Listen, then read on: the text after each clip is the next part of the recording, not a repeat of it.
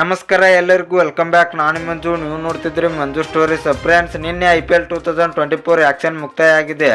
ಇನ್ನು friends, BCCI ಕಡೆಯಿಂದ IPL 2024ಗೆ ಹೊಸ ರೂಲ್ ಬಂದಿದೆ ಅಂತ ಹೇಳ್ಬೋದು.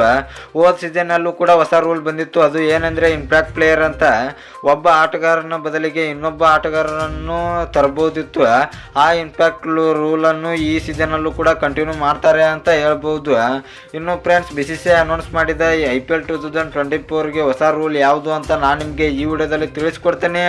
ಅದಕ್ಕಿಂತ ಮುಂಚೆ ನೀವೇನಾದರೂ ನಮ್ಮ ಚಾನಲ್ಗೆ ಹೊಸಬ್ರಾಗಿದ್ದರೆ ತಪ್ಪದೆ ಸಬ್ಸ್ಕ್ರೈಬ್ ಮಾಡಿ, ಹಾಗೆ ಪಕ್ಕದಲ್ಲಿರೋ ಬೆಲ್ ಐಕನ್ ಪ್ರೆಸ್ ಮಾಡಿ, ಆಲನ್ನು ಸೆಲೆಕ್ಟ್ ಮಾಡಿ. ಯಾಕೆಂದರೆ ನಾನು ಯಾವುದೇ ಕ್ರಿಕೆಟ್ ಬಗ್ಗೆ ವಿಡಿಯೋ ಮಾಡಿದರೆ ನಿಮಗೆ ತಕ್ಷಣ ನೋಟಿಫಿಕೇಶನ್ ಬರುತ್ತೆ. ಆವಾಗ ನೀವು ವಿಡಿಯೋನ ಮೊದಲಿಗರಾಗಿ ನೋಡಬಹುದು. ಸಬ್ಸ್ಕ್ರೈಬ್ ಅನ್ನೋದು ಸಂಪೂರ್ಣ ಉಚಿತ. ವಿಡಿಯೋ ಕೆಳಗೆ ಬ್ಲಾಕ್ ಟನ್ ಇದೆ, ಮಾಡ್ಕೊಳ್ಳಿ. ಏನು ತಡ ಮಾಡಿದೆ ವಿಡಿಯೋ ಶುರು ಮಾಡೋಣ ಬನ್ನಿ. ಇನ್ನು ಫ್ರೆಂಡ್ಸ್, IPL 2024ಗೆ ನಮ್ಮ IPLಗೆ ಹೊಸ ರೂಲ್ ಬಂದಿದ್ದು ಏನು ಅಂತ ನೋಡಿದರೆ ಫ್ರೆಂಡ್ಸ್, ಈಗ ಇದು ಬಾಲರ್ಗಳಿಗೆ ಯೂಸ್ ಆಗುತ್ತದೆ ಅಂತ ಹೇಳ್ಬೋದು. ಇದರಿಂದ ಬ್ಯಾಟರ್ಸ್ಗಳಿಗೆ ತುಂಬ ಕಷ್ಟವಾಗುತ್ತದೆ ಬ್ಯಾಟಿಂಗ್ ಆಡಲು ಅಂತ ಹೇಳ್ಬೋದು.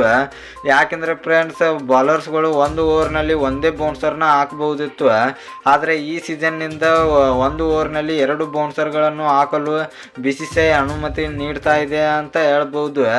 ಈ ರೂಲ್ ಬೆಂಕಿ ಅಂತ ಹೇಳ್ಬೋದು. ಬ್ಯಾಟರ್ಸ್ಗಳಿಗೆ ಬ್ಯಾಟಿಂಗ್ ಮಾಡಲು ತುಂಬ ಕಷ್ಟವಾಗುತ್ತದೆ. ಯಾಕೆಂದರೆ 2 ಬೌನ್ಸರ್ಗಳನ್ನು ಹಾಕಿದಾಗ ಮಾತ್ರ ಅವರು 3ನೇ ಬೌನ್ಸರ್ ಹಾಕಿದರೆ ಮಾತ್ರ ನೋಬಲ್ ಆಗುತ್ತದೆ. ಅವರು ಆರಾಮಾಗಿ 2 ಬೌನ್ಸರ್ಗಳನ್ನು ಹಾಕಬಹುದು.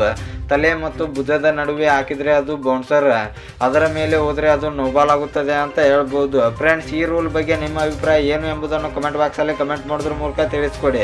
ಇನ್ನು ನಿಮಗೆ ಇದೇ ರೀತಿ ಕ್ರಿಕೆಟ್ ಬಗ್ಗೆ ಅಪ್ಡೇಟ್ಸ್ ಬೇಕಾದರೆ ನಮ್ಮ ಚಾನಲ್ ಲೈಕ್ ಮಾಡಿ, ಶೇರ್ ಮಾಡಿ, ಸಬ್ಸ್ಕ್ರೈಬ್ ಮಾಡಿ, ಬೆಲ್ ಐಕನ್ ಆನ್ ಮಾಡ್ಕೊಳ್ಳಿ. ಕ್ರಿಕೆಟ್ ಬಗ್ಗೆ ಜಾಸ್ತಿ ಅಪ್ಡೇಟ್ಸ್ ಬರ್ತಾ ಇರುತ್ತೆ, ಅದಕ್ಕೆ ಸಬ್ಸ್ಕ್ರೈಬ್ ಮಾಡ್ಕೊಳ್ಳಿ. ನಮಸ್ಕಾರ ಫ್ರೆಂಡ್ಸ್.